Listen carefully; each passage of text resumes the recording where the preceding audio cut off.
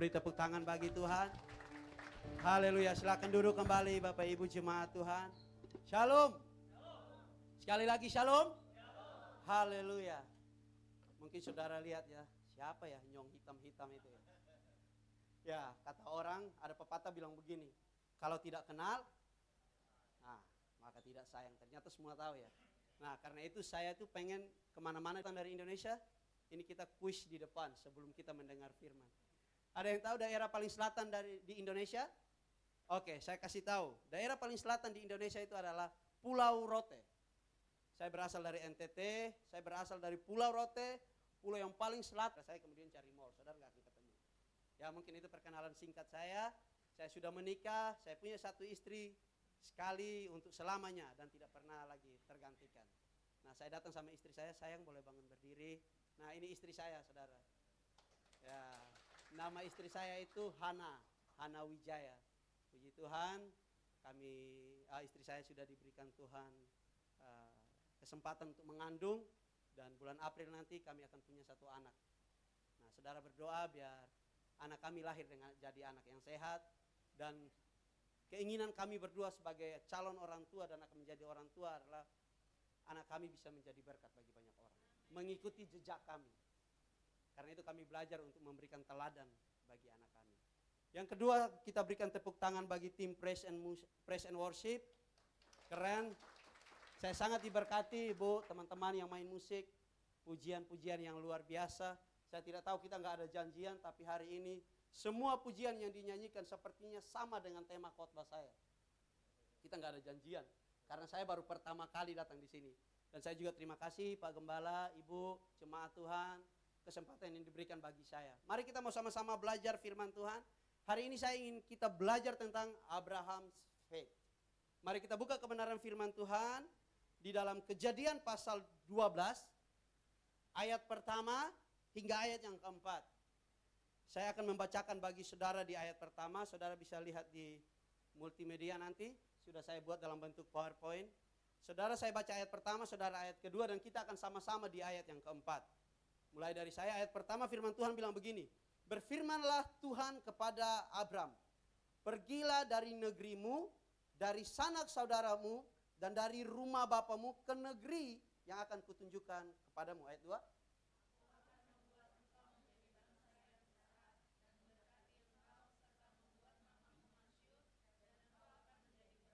Ayat yang ketiga, aku akan memberkati orang-orang yang memberkati engkau, dan mengutuk orang-orang yang mengutuk engkau.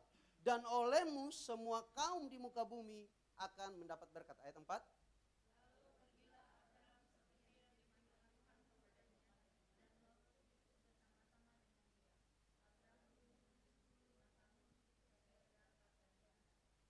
Terima kasih untuk kerjasamanya.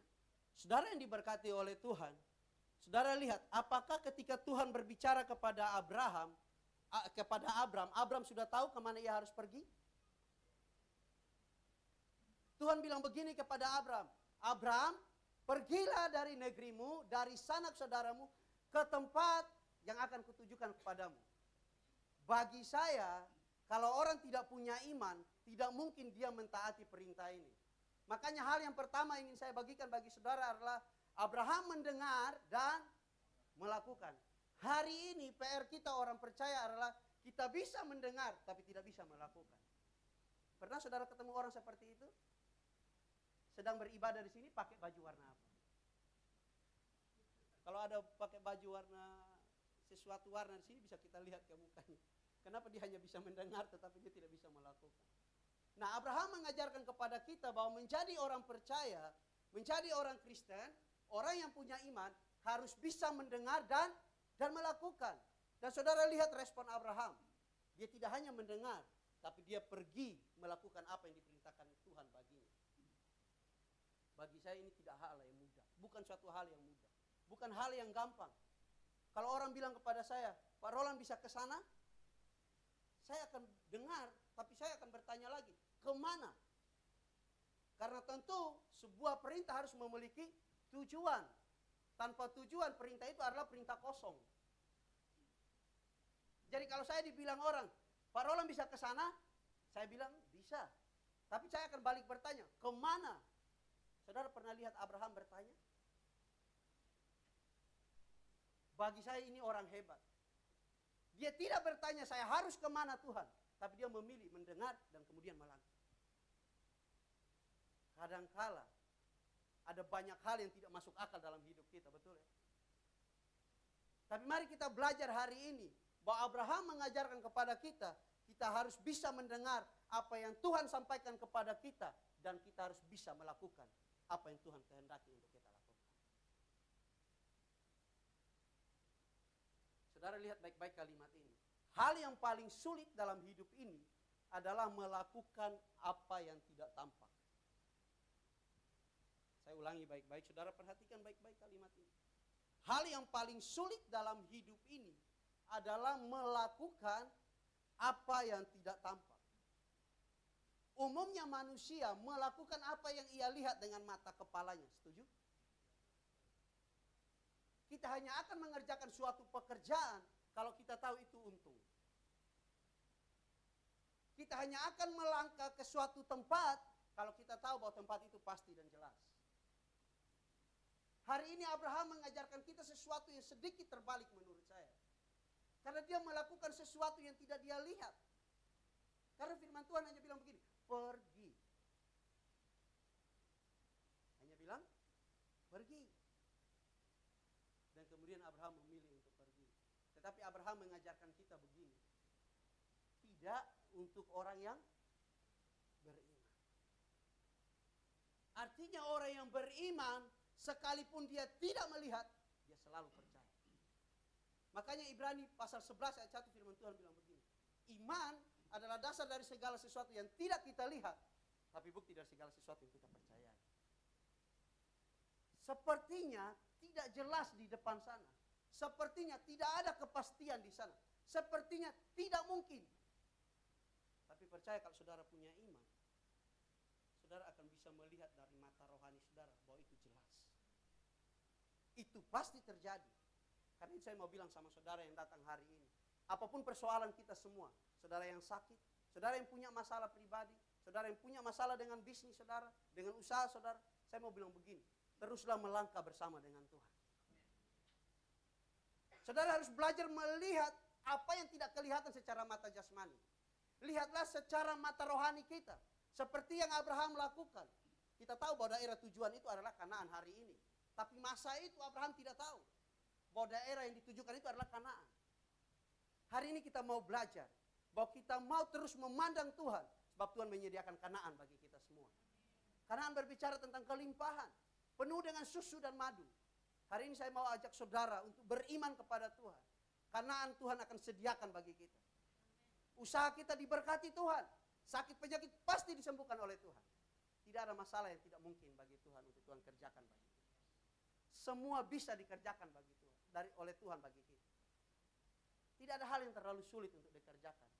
Setuju? Karena itu hari ini kalau saudara gagal, jangan menyalahkan Tuhan. Apalagi salahkan pendeta saudara. Apalagi salahkan gereja saudara. Kemudian akhirnya saudara memilih keluar dari gereja. Bagi saya itu saudara nggak dewasa. Kalau punya masalah, tanya sama Tuhan. Datang sama Tuhan. Apa solusinya? Kemudian Tuhan akan bilang kepada kita begini. Keluarlah dari masalahmu. Pergi kepada solusi yang saya sediakan bagimu.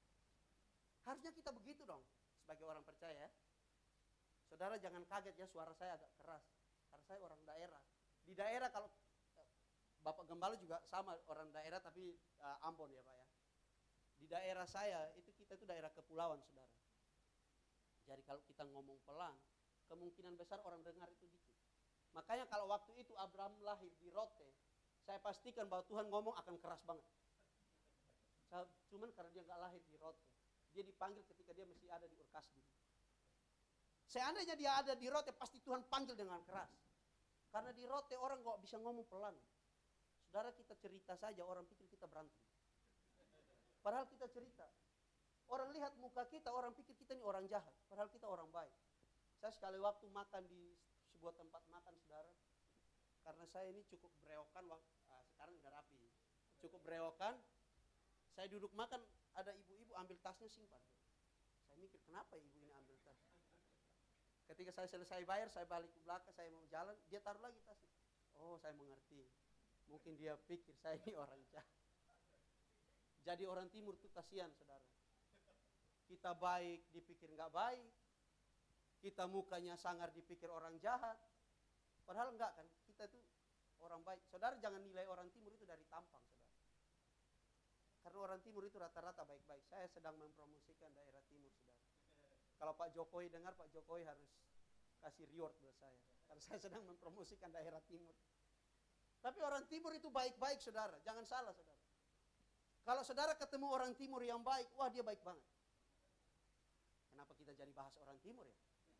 Ya, kita kembali ke firman Tuhan. Mari kita lanjut, saudara. Multimedia bisa bantu saya? Ya, Kejadian 17, ayat yang ke-17, firman Tuhan bilang begini, saudara. Lalu sujudlah Abram dan tertawa. Ia berkata dalam hatinya, mungkinkah seorang anak dilahirkan bagi orang yang berumur 100 tahun? Menurut saudara, mungkin? Secara ilmu kesehatan, istri Abraham itu sudah mati haid. Abraham dan istrinya itu memiliki selisih 10 tahun. Jadi kalau mereka ketika berangkat dari Ur Kasdim, Abraham 75 tahun, kemungkinan istrinya sekitar 65 tahun. Artinya begini, saudara, orang usia, ada yang 65 tahun di sini baru hamil atau punya anak, saudara? Ada, Bu? Itu mohon maaf ya, itu kita udah oma-oma. Jalan aja udah susah, udah harus dituntun. Bagaimana bisa dia hamil? Istri saya sedang mengandung, saudara. Saudara bayangin kalau Tuhan kasih dia hamil di umur 70 tahun. Saya nggak bisa membayangkan. Kalau saya umur sampai 80 tahun, saya bisa lihat 10 tahun. Tapi kalau saya nggak sampai 80 tahun, bagaimana dia mau hamil? Artinya begini, saudara. Ada banyak hal yang sebenarnya tidak masuk akal kalau kita mau ukur pakai logika kita. Makanya jangan pernah ngukur Tuhan dengan logika manusia. Karena kalau kita ngukur Tuhan dengan logika kita akan gampang tidak mengakui Tuhan sebagai Tuhan dan Juru Selamat dalam hidup kita. Kita akan gampang menolak Tuhan. Kita akan gampang mengingkari iman kita. Saudara lihat ini ya. Lalu sujudlah Abraham dan tertawa. Firman datang kepada dia. Dia dengar tapi akhirnya responnya dia adalah dia tertawa. Saya lanjut. Ia berkata dalam hatinya, mungkinkah seorang anak dilahirkan bagi orang yang berumur 100 tahun? Dan mungkinkah Sarah yang telah berumur 90 tahun itu melahirkan anak? Tidak mungkin. Bayangin saudara, 100 tahun, 90 tahun. Jalan aja susah, apalagi dia pikul kandungan, Bu. Jungkir balik dia di tangga itu, saudara. Artinya ini tidak masuk akal. Tidak mungkin. Tapi saudara lihat, respon Sarah juga sama, saudara. Di pasal 18 ayat 12 Sarah juga tertawa. Tertawa dalam hatinya, aku sudah tua renta. Akan birahi ke aku. Tuanku juga sudah tua. Maksudnya Abraham juga sudah tua. Apa yang kita mau belajar dari sini, saudara? Hal kedua yang kita harus belajar dari Abraham's faith adalah ragu namun memilih untuk tetap percaya. Tolong multimedia. Saudara lihat ya. Nanti kita akan lihat di berikut. Tapi yang Abraham dan Sarah lakukan adalah mereka ragu, karena ragu itu mereka nunjukkan dengan cara mereka tertawa. Karena bagi mereka tidak masuk akal.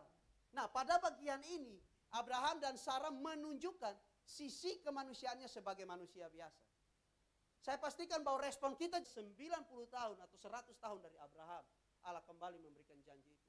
Bagi saya kalau orang tidak punya iman, tidak bisa dia bertahan 25 tahun. Kita sakit sudah berapa tahun, Pak, Bu?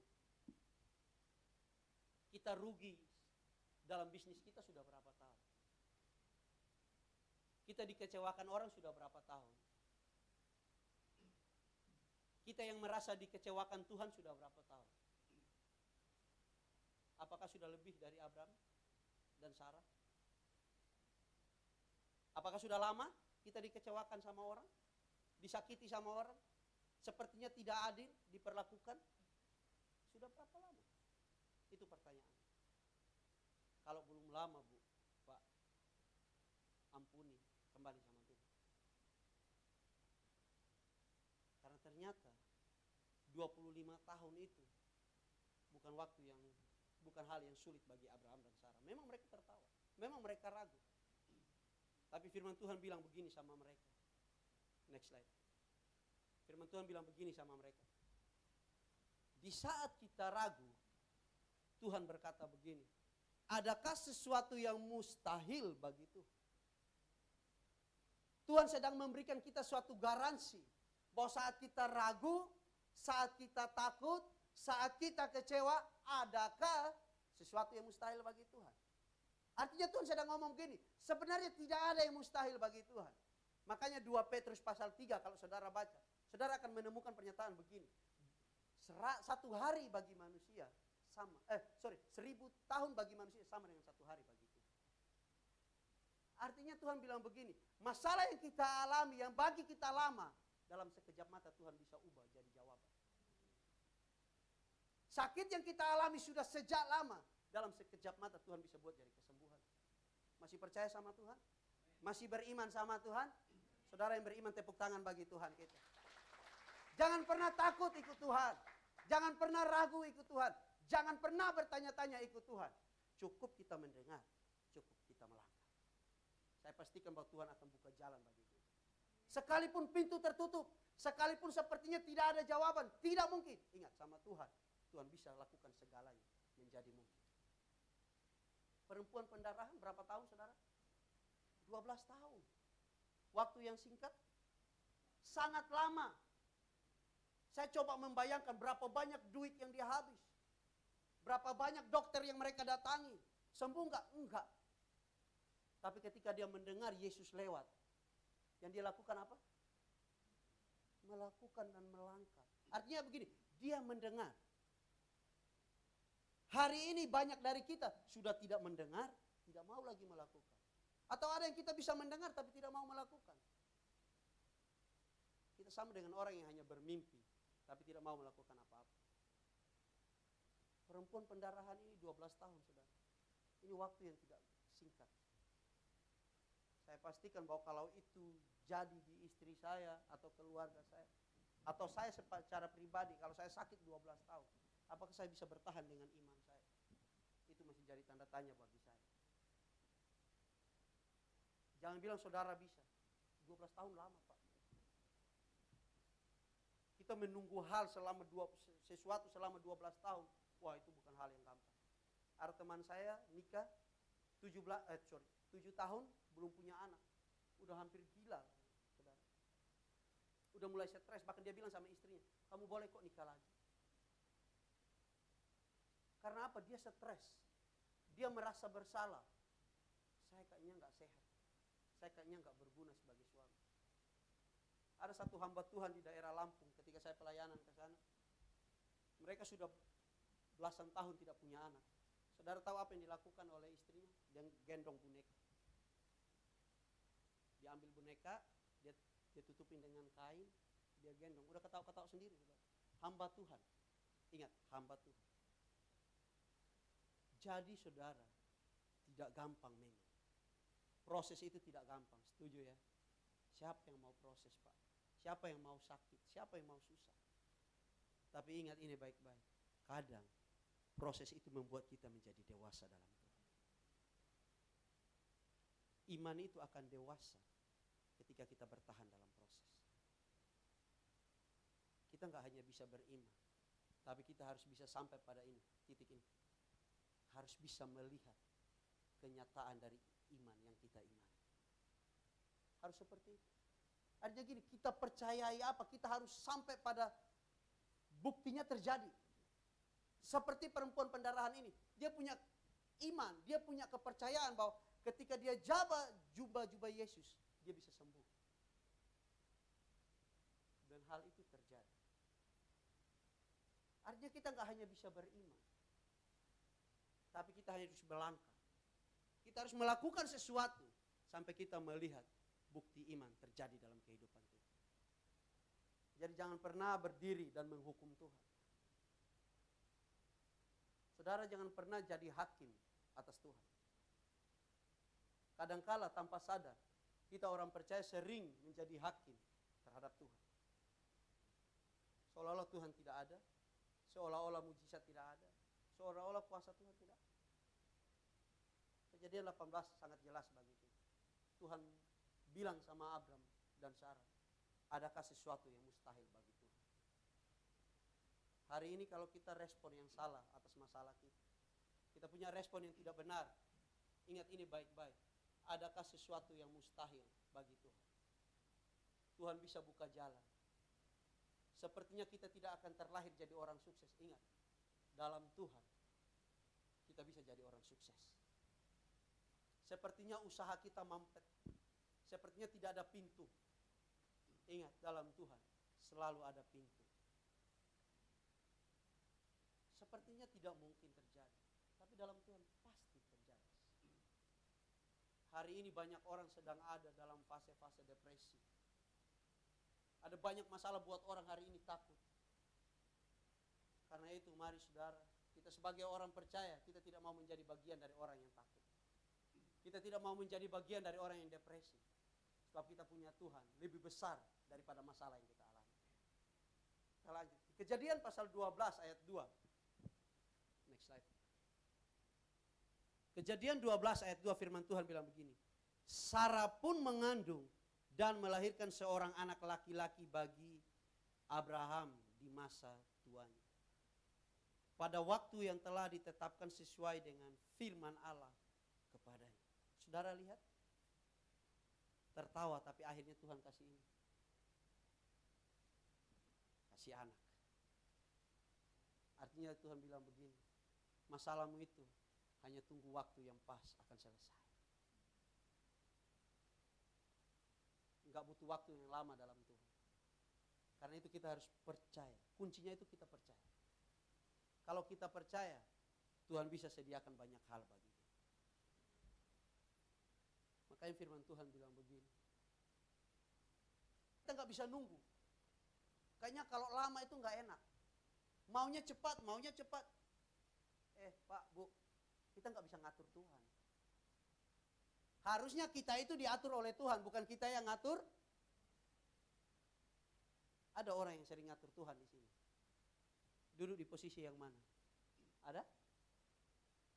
Mari kita belajar untuk tidak atur Tuhan. Kita belajar ikut ritmenya Tuhan. Makanya firman Tuhan bilang sama mereka. Sesuai dengan waktu yang ditetapkan oleh Allah. Kita pastikan bahwa kalau Allah sudah menyediakan jawaban bagi kita, maka itu pasti terjadi. Kita lanjut di berikut, saudara. Saudara lihat, perjalanan panjang Abraham keluar dari Ur Kasdim, diberikan janji, dan kemudian di 100 tahun dia punya janji. Next slide. Firman Tuhan datang lagi kepada Abraham, saudara.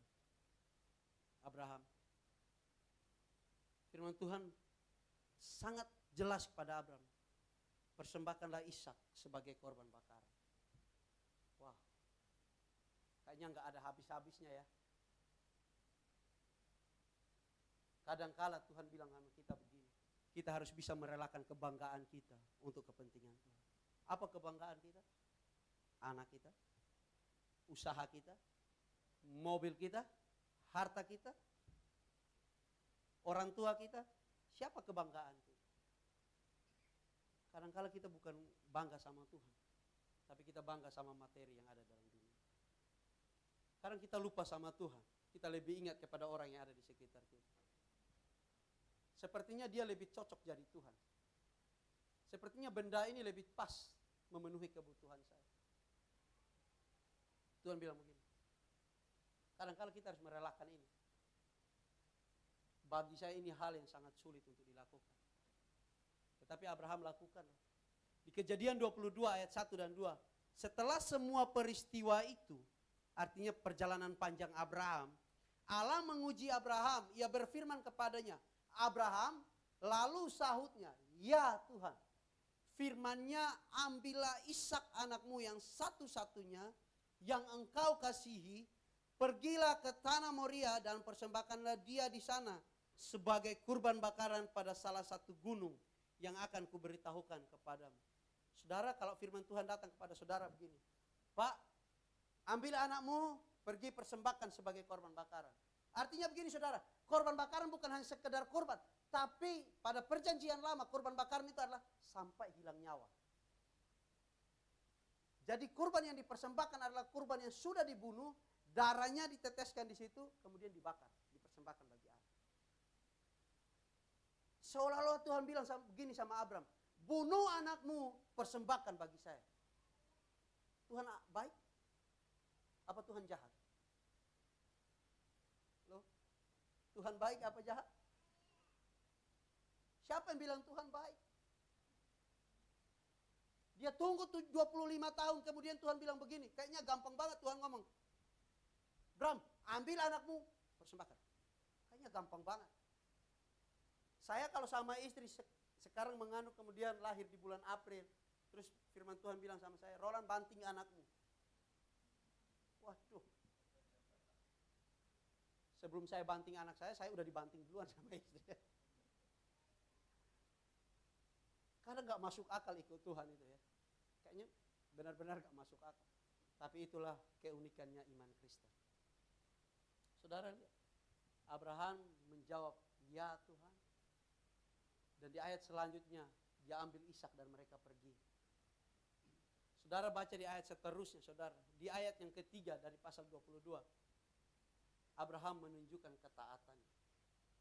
Dia pergi dengan Ishak dan kedua bujangnya. Jadi dia tidak hanya mendengar, tapi dia taat. Ini pesan firman Tuhan yang saya mau sampaikan bagi saudara. Kita tidak hanya mendengar, tapi kita mau belajar untuk taat. Kadang-kala Tuhan harus mengambil kebanggaan kita, supaya kita bisa fokus kembali sama Tuhan. Makanya kalau saudara usahanya bermasalah, jangan langsung menyalahkan Tuhan. Jangan langsung menyalahkan istri saudara, karyawan saudara, atau siapapun yang ada di sekitar saudara. Coba belajar begini, bahwa apakah ini diizinkan Tuhan untuk membuat saya dewasa dalam Tuhan? Apakah ini diizinkan Tuhan untuk membuat saya makin dekat dengan Tuhan?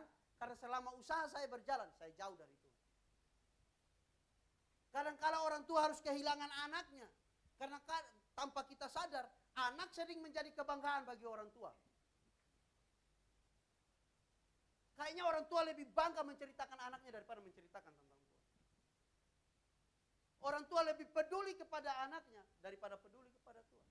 Mohon maaf, saya gak bilang saudara gak sayang anak ya. Jangan salah mengerti maksud saya.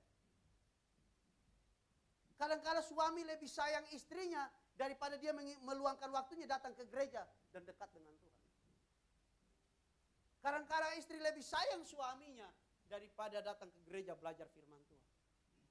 Saya bilang sama istri saya, sayang setelah kita menikah, kemana saya melayani, kamu harus ikut. Kecuali memang tidak bisa sama sekali. Tapi kalau saat kamu bisa, tidak boleh tidak ikut. Karena apa? Saya pengen saya dan istri saya, keluarga saya, memiliki hubungan yang dekat dengan Tuhan. Karena kalau orang punya hubungan yang dekat dengan Tuhan, sudah pasti hubungan dalam keluarganya akan baik. Jadi kadang-kala kita harus kehilangan apa yang menjadi kebanggaan kita.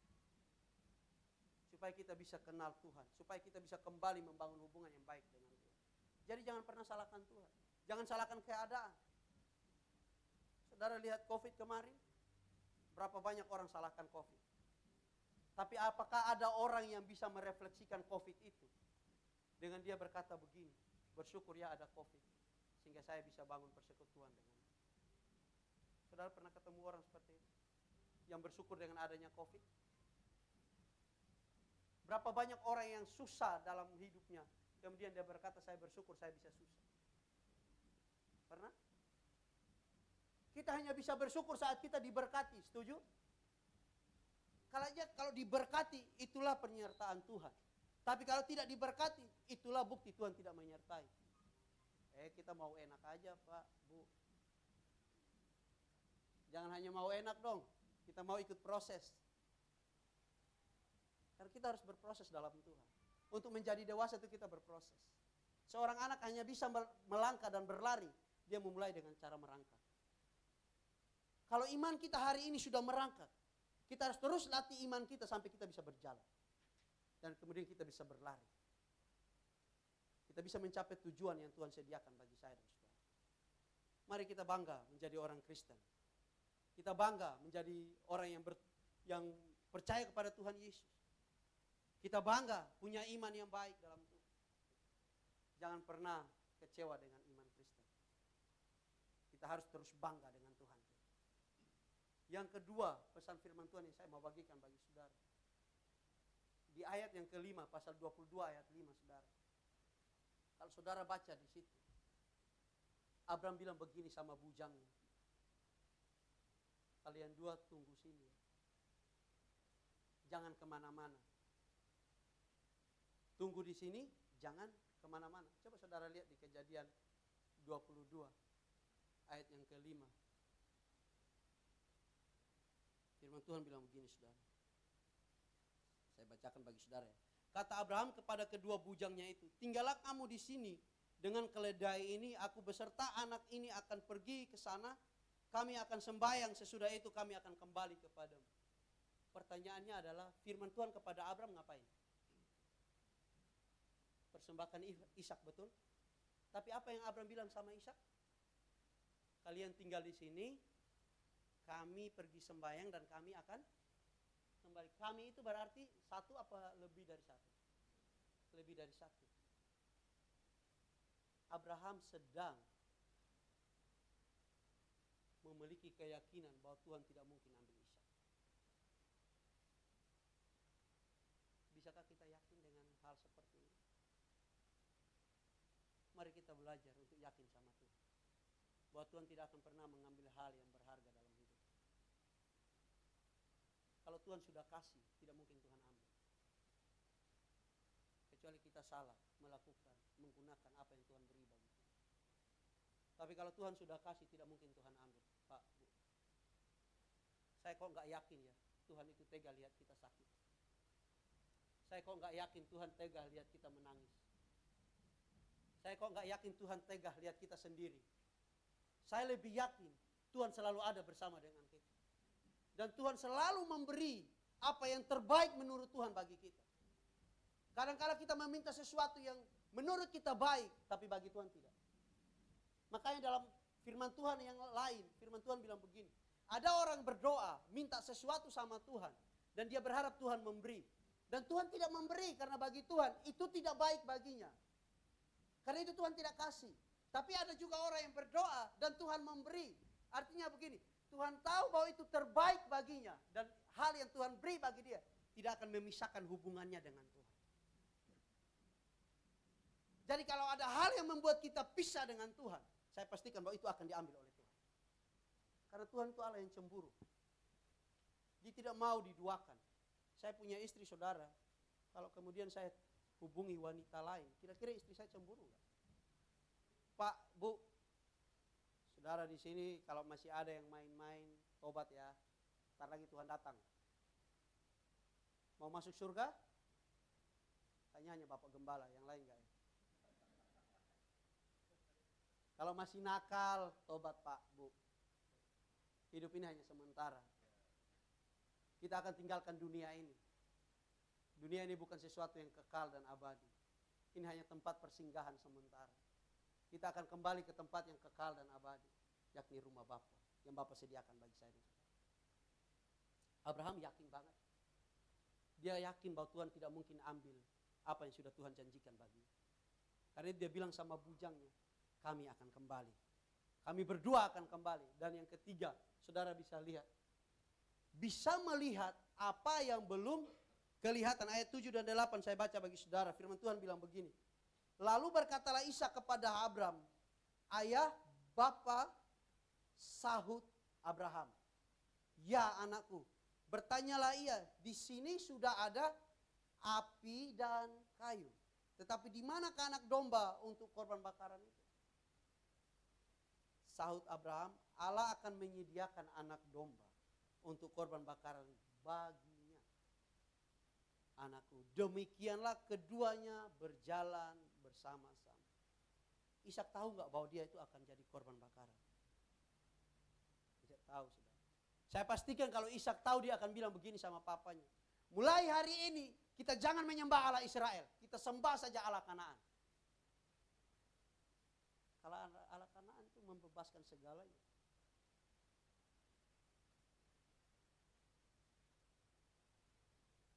Ishak tak tahu, saudara. Tapi Abraham bisa melihat apa yang belum ada Dia bilang sama Ishak, nanti Allah yang akan menyediakannya bagi kita. Untuk kebutuhan Allah. Hari ini kalau Allah minta sesuatu dari saudara, jangan tahan-tahan. Allah minta saudara membantu, melakukan sesuatu, jangan ditahan. Karena pasti Allah akan berikan bagi saudara, untuk saudara bisa berikan bagi orang lain. Mari kita terus berbuat baik. Kita terus menolong orang. Kita terus melakukan apa yang bisa kita lakukan bagi gereja ini. Kalau gembala kita mengajarkan kita memberi untuk kepentingan gereja, maka kita harus belajar untuk memberi. Kalau gembala kita mengajarkan kita, ayo kita berikan sumbangsi bagi gereja, baik tenaga kita, waktu kita harus beri. Karena saya pastikan begini, Tuhan akan kasih kita kekuatan, Tuhan akan kasih kita waktu, Tuhan akan kasih kita ekonomi yang cukup untuk kita bisa mengambil bagian dalam pelayanan di tempat ini. Ini yang Abraham lihat. Abraham bilang begini, Tuhan akan menyediakan apa yang Tuhan mau kita lakukan bagi Tuhan. Jadi saudara lihat, yang berikut adalah pembuktian. Ayat yang keempat, ayat 11 dan 12 firman Tuhan bilang begini. Tetapi berserulah malaikat Tuhan dari langit kepadanya, Abraham, Abraham. Sahutnya, ya Tuhan. Lalu ia berfirman, jangan bunuh anak itu. Dan jangan kau apa-apakan dia. Sebab telah ku ketahui sekarang bahwa engkau takut akan Allah. Dan engkau tidak segan-segan untuk menyerahkan anakmu yang tunggal. Saudara lihat. Iman yang Abraham punyai akhirnya menjadi suatu pembuktian. Perjalanan panjang itu akhirnya dibuktikan oleh Abraham sendiri.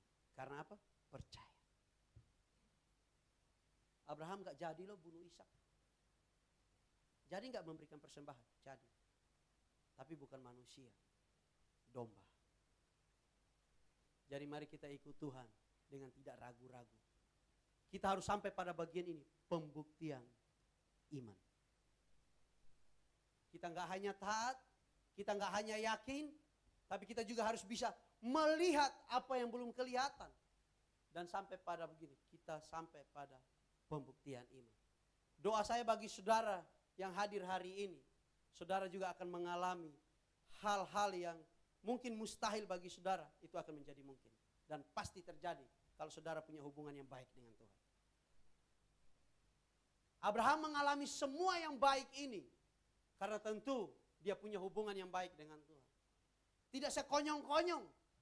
Tidak tiba-tiba datang semua yang baik ini. Tanpa proses panjang yang Abraham sudah lewati. Abraham sudah melewati proses panjang itu. Sehingga dia bisa melihat kebaikan Tuhan. Mari kita belajar berproses. Kita belajar berjalan bersama dengan Tuhan. Sampai kita bisa melihat keyakinan iman. Kita bisa melihat pembuktian iman itu terjadi dalam hidup kita. Apapun persoalan kita hari ini, dengar baik. Tuhan pasti menolong saya dan saudara. Tuhan tidak pernah mengizinkan saya dan saudara sedih. Tuhan tidak pernah mengizinkan saya dan saudara berkekurangan. Tuhan selalu mengizinkan kita bersuka cita. Tuhan selalu mengizinkan kita berkecukupan, bahkan berkelimpahan. Karena itu, mari perbaiki hubungan kita dengan Tuhan.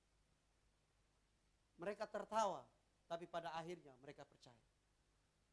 Hari ini kita yang masih ragu, sebagai manusia gak apa-apa. Kita ragu gak apa-apa sebagai manusia. Tapi kita harus mulai bangkit untuk kembali percaya. Kita berhenti di keraguan dan kita mulai dengan kebangkitan. Iman percaya kita harus timbul kembali. Supaya kita bisa melihat bahwa Tuhan baik dalam hidup kita. Tuhan Yesus memberkati saudara. Mari kita bangkit berdiri, saya mau berdoa bagi kita semua.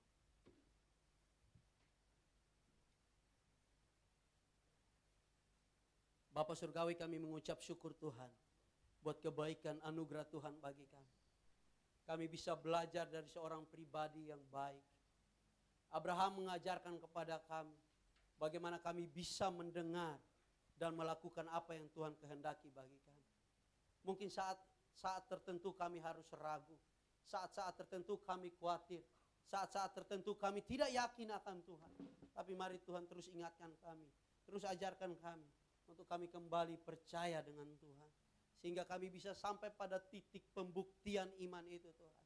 Kami bisa melihat bahwa Tuhan baik dalam hidup kami. Tuhan tidak pernah mengecewakan kami. Tuhan tidak pernah mengizinkan kami susah. Tuhan, terima kasih Tuhan. Saudara, saya mau berdoa bagi saudara. Persoalan rumah tangga, persoalan ekonomi, sakit penyakit. Tuhan, sediakanlah jalan yang lebar bagi kami semua. Bukakanlah pintu bagi kami semua. Biar kami bisa melihat kuasa Tuhan sampai hari ini masih terjadi.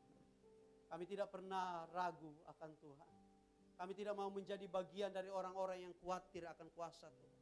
Kami tidak mau menjadi bagian dari orang-orang yang mempertanyakan akan Tuhan. Tapi kami mau menjadi orang-orang yang percaya sekalipun kami belum melihat. Terima kasih Bapa, ini doa kami. Terus berkati umat Tuhan di tempat ini. Berkati Bapak Gembala dan Ibu Gembala dalam pengembalaan di tempat ini. Biarlah visi Tuhan terus Tuhan taruh atas gereja Tuhan di tempat ini. Penuaian akan terus terjadi. Pertambahan jumlah jiwa semakin hari semakin bertumbuh. Terima kasih Bapa. Dalam nama Yesus kami berdoa, haleluya. Amin. Saya kembalikan kepada Ibu.